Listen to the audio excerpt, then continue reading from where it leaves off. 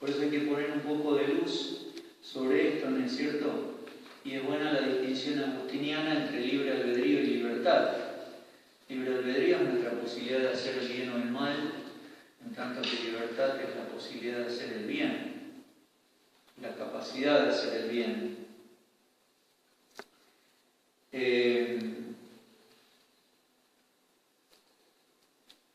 La libertad entonces es la virtud de elegir lo que es bueno y verdadero, realizar la voluntad de Dios libremente. Por otra parte, obediencia y libertad no son opuestas, sino relativas. Por ejemplo, Dios me hizo criatura libre.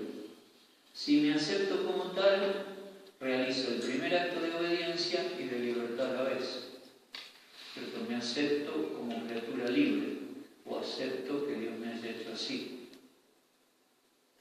Criatura, no soy Dios, como veíamos un poco, y libre. Y ahí hago un acto de obediencia y de libertad a la vez. La causa de la contraposición entre libertad y obediencia es el pecado original, que es un acto de desconfianza a Dios que lleva al hombre a autoidentificarse prescindiendo de él. Así nace la contraposición entre libertad y obediencia. La ley del amor, que consiste en acoger a otro como ley de la propia vida, es sustituida por la ley del egoísmo, que hace que el hombre se ponga a sí mismo como ley.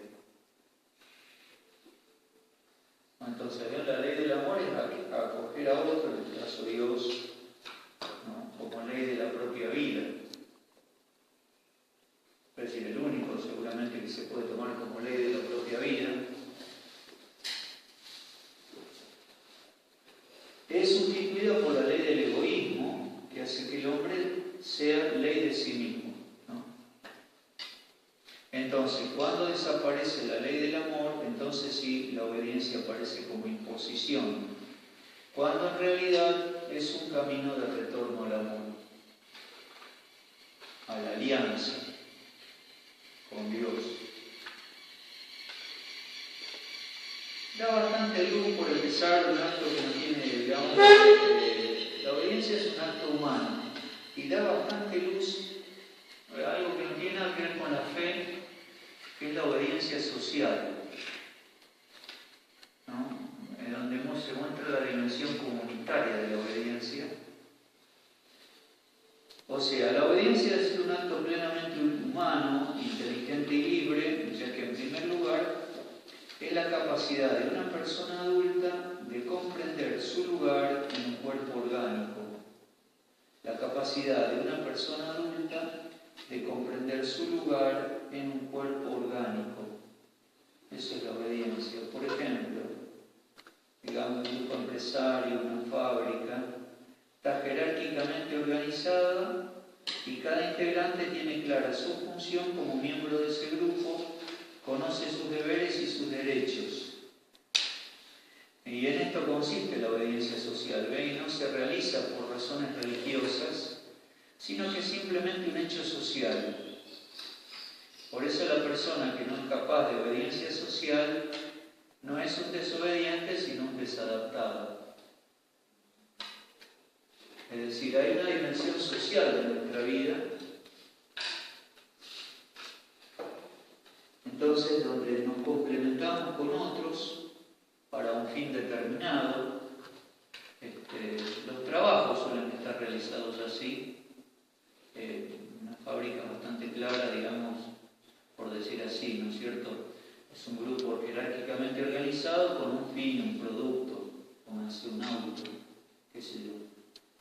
Entonces ahí cada uno cumple su función complementado con otro para lograr un fin. Y eso es un poco la obediencia social, o sea, la capacidad de estar en un grupo respetando los derechos de cada uno y los deberes y cumpliendo los deberes. Entonces, la obediencia como acto humano siempre tiene un carácter social.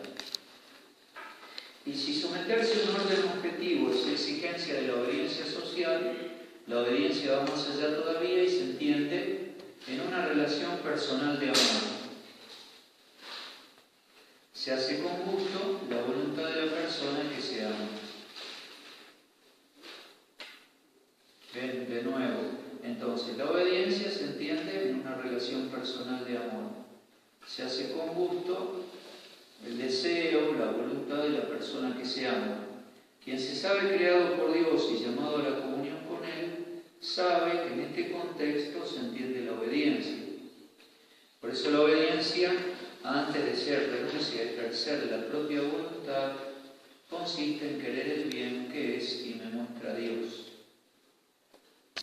Entonces, ¿ven? No es tanto renuncia a la propia voluntad, sino consiste en querer el bien que es y me muestra Dios, y puede o no coincidir con mi voluntad. Y me puede llevar a querer diversamente como habría preferido, lo cual es querer positivamente. La obediencia a Dios es vocación del hombre porque es criatura y lleva dentro de sí la llamada de Dios a realizar su proyecto de comunión. Es decir, la llamada de Dios es una llamada a un proyecto de comunión con Él, al cual el hombre debe responder libremente, sabiendo que si responde, digamos, positivamente a la propuesta de Dios, va a llegar a ser Él mismo también. ¿Recuerdan un poco lo que veíamos ayer? El misterio del hombre solo se dilucida a la luz del Verbo encarnado. Cuando yo sigo a Cristo por obediencia al Padre, entiendo mi misterio, de dónde vengo, cómo tengo que vivir, a dónde voy. Bueno, por decir algo, ¿no es cierto?, como introducción, digamos, de algún aspecto humano. Entonces, la obediencia es un querer positivo y se entiende en un contexto de amor. Vamos a ver algo, dos palabras de la obediencia de Cristo. Esto es bastante claro, ¿no es cierto? La historia de nuestra salvación es la historia de la obediencia de Cristo, que aprendió con lo que sufrió la obediencia y así se hizo principio de salvación. Su obediencia comienza al compartir nuestra condición humana, asumiendo las leyes físico-biológicas, luego las autoridades civiles y políticas, y finalmente es el amén perfecto dicho a Dios. Entonces Cristo vuelve a poner la obediencia en el contexto del amor y la libertad, porque libremente recibe al Padre como ley de la propia vida hasta la inmolación de sí, que desemboca en la resurrección.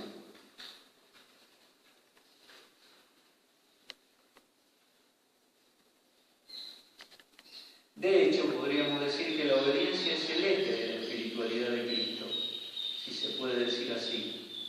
Y es el evangelista San Juan el que muestra con más claridad esta centralidad de la obediencia al Padre que Cristo tiene, ¿no? Me van a dejar solo, pero no estoy solo. El Padre está siempre conmigo porque yo hago lo que a Él le agrada. A mí me impresiona mucho lo de Juan 4, mi alimento es hacer la voluntad del Padre. El alimento es algo que se necesita todos los días, ¿no? Es algo que nutre y es algo que se necesita todos los días, ¿no? Esto dice, mi alimento es hacer la voluntad del Padre. De hecho, también Cristo alcanza su glorificación a través de su obediencia radical al Padre, y es el que muestra con claridad entonces que la obediencia es el camino para alcanzar la plena realización humana y la verdadera libertad. Es decir,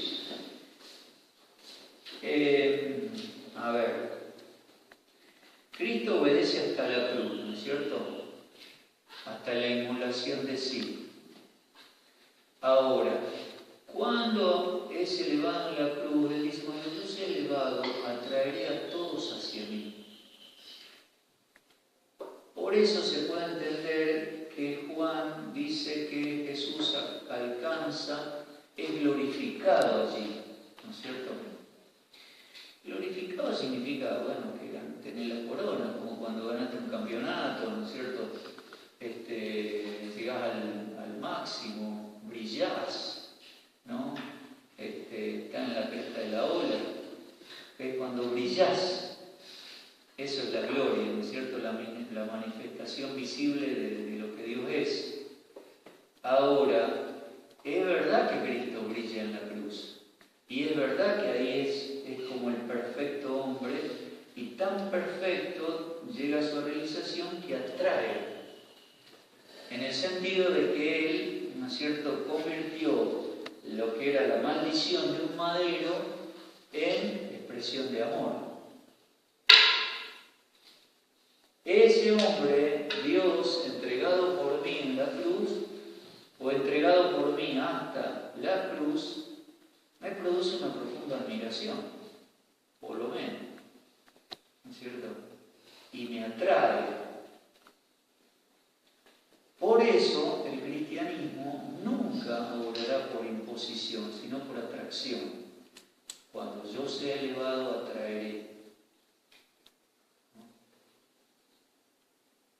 Es decir, en general el seguimiento se da por admiración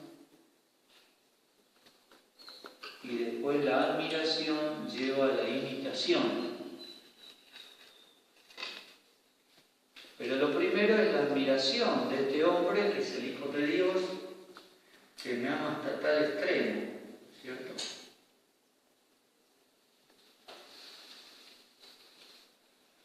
En este año de la misericordia,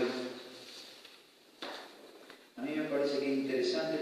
Yo siempre, hace tiempo que creo ver como un quiebre del apostolado de Cristo, porque Él, ¿no es cierto?, para salvarnos, se encarga, se hace uno de nosotros, ¿no es cierto? O incluso como el más humilde. Después no tiene dónde apoyar la cabeza para predicar, ¿no es cierto? Vive humildemente, no tiene dónde apoyar la cabeza para predicar.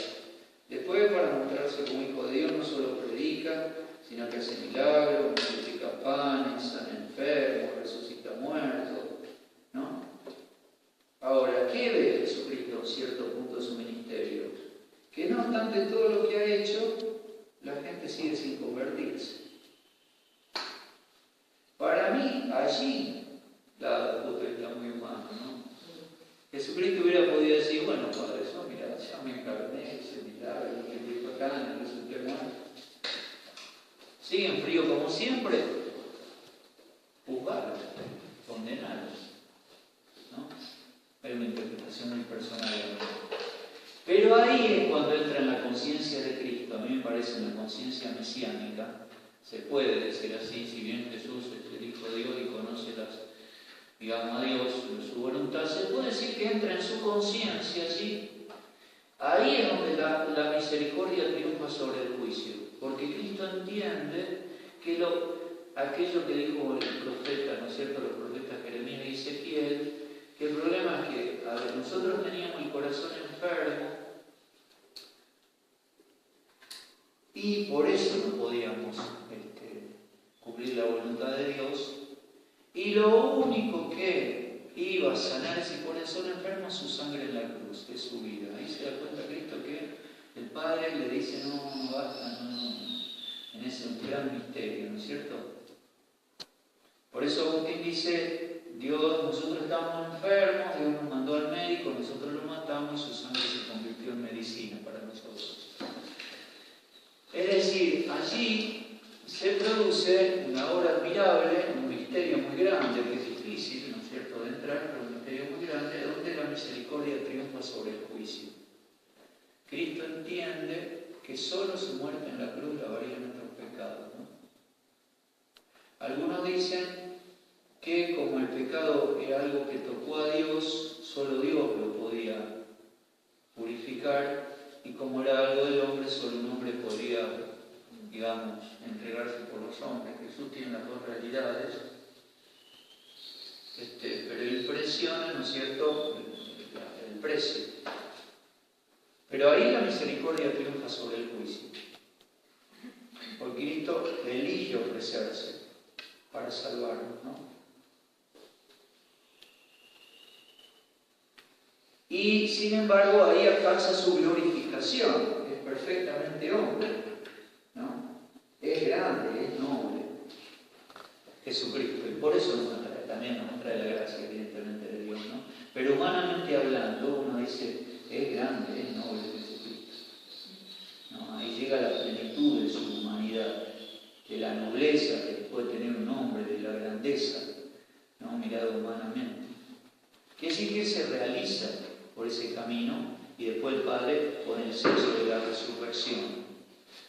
Si Cristo se realizó por ese camino, nosotros nos realizamos por ese camino, por la entrega en el amor, como decíamos, ¿no es cierto? Ayer,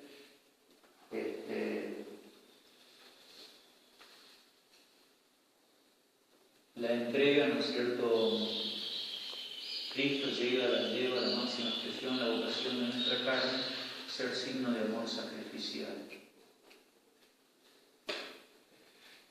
Entonces nos damos cuenta que por la entrega, incluso hasta el sacrificio de nosotros mismos, nos realizamos. Llegamos a ser nobles, grandes, aunque no lo publiquen en el diario.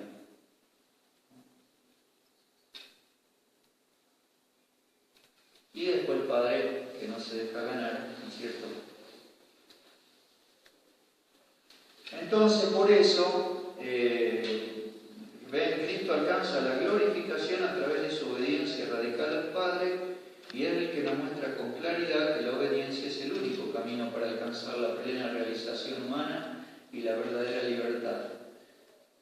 Claro, nosotros que somos pecadores, la obediencia significa revertir la tendencia del pecado original y recorrer el camino que va de Adán a Cristo. Pero tenemos la gracia, ¿no es cierto? Por eso, la obediencia del cristiano, ahora 2 palabras de la obediencia del cristiano, es una virtud positiva que no es tanto no hacer la propia voluntad como hacer la voluntad del Padre. Si esto exige sacrificio, es porque nuestra voluntad no es conforme a la suya. Ha sido deformada por el pecado y siempre debe ser purificada y rectificada.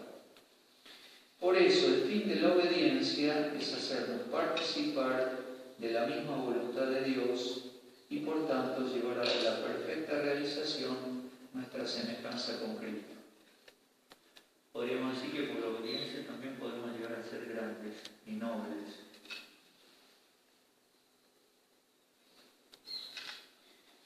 Mientras que la obediencia entonces nos conforma a Dios, nos conforma a Jesucristo, la desobediencia nos conforma a nosotros mismos. Eres polvo y al polvo volverás.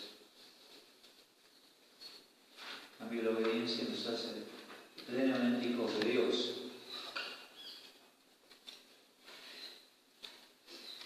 Entonces, si es verdad que el sacrificio forma parte de la obediencia, esto no quiere decir que se identifique con ella. El cristiano obedece a Dios no solo como un deber, sino como quien está convencido de que allí está su realización y por eso busca continuamente la voluntad del Padre.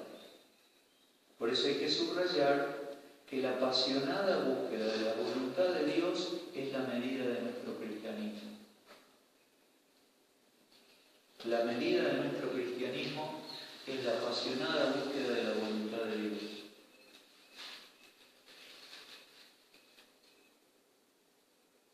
También cuando esta nos llega a través de mediaciones que no son suficientemente transparentes, ¿no es cierto? Acá ocurre lo mismo que el tema del amor que vimos esta mañana. No siempre las mediaciones somos transparentes, coherentes.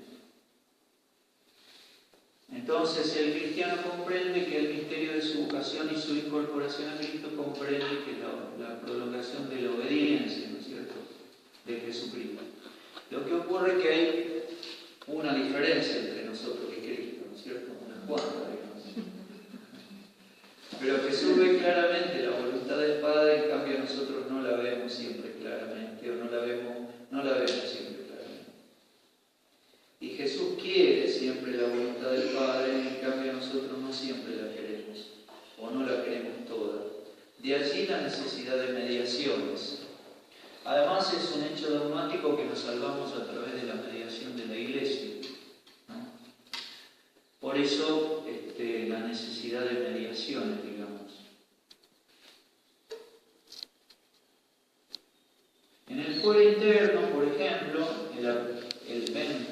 acompañante espiritual, por ejemplo, es una mediación.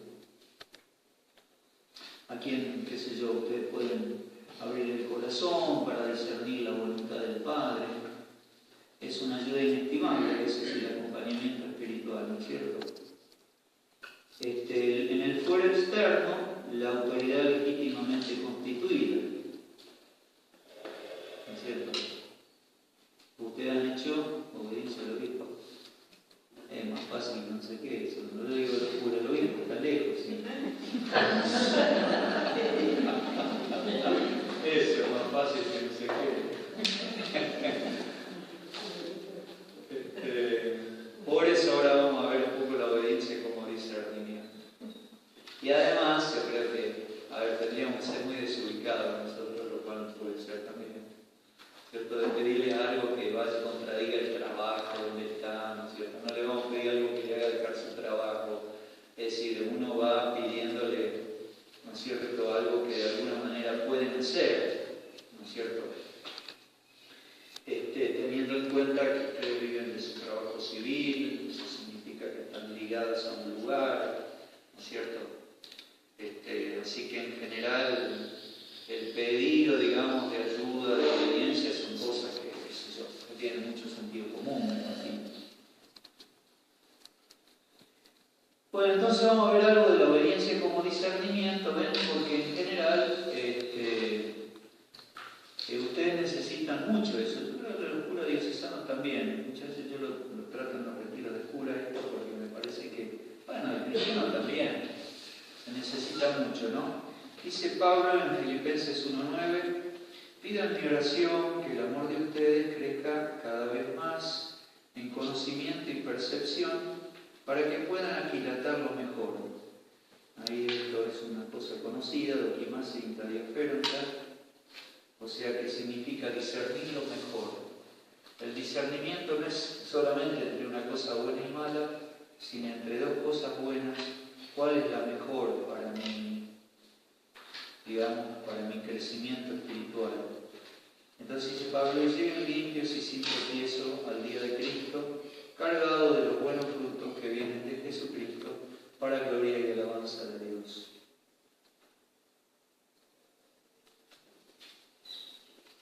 En este texto, Pablo dice que el amor es la fuente del discernimiento y lo presenta en un contexto de exhortación, lo cual está caracterizado por los tiempos verbales indicativo e imperativo. O sea, sería así: sos cristiana por el bautismo, sélo de verdad por la vida. Sos cristiana por el bautismo, indicativo. Sélo de verdad, imperativo. Ese es el contexto de la exhortación. ¿Cierto? ¿Sos virgen consagrada? Bueno, sélo de verdad. Y ahí está siempre la vida cristiana, o sea, hay una dinámica, ¿no es cierto? Soy hijo, pero me voy haciendo hijo, en la medida en que vivo la voluntad del Padre. Soy hermano, pero me voy haciendo hermano en la medida que aprendo a convivir, etc. Y también me puedo deshacer como hijo y como hermano. Si no vivo la voluntad del Padre, si, qué sé yo, no sé convivir. Ven, hay una dinámica de la vida cristiana, ¿no? Por ejemplo, es muy común decir que los recién ordenados sacerdotes son sacramentalmente sacerdotes, pero para que lleguen a ser existencialmente sacerdotes es que tienen que pasar bastante agua por el cuerpo. Y bueno, lo mismo pasa con la consagración, ¿no es cierto? Uno es consagrado.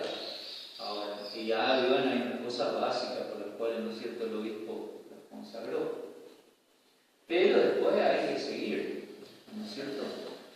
No es un título que ya está, y ahí está el tema de la formación permanente que tiene, digamos así, un fundamento teológico, dicho por Juan Pablo II de esta manera: hay una vocación en la vocación, o sea, Dios me llamó a esto, pero cada día Dios me llama, y de allí la necesidad de formación permanente, ¿cierto? Hoy Dios me llama de nuevo, y de nuevo tengo que responder.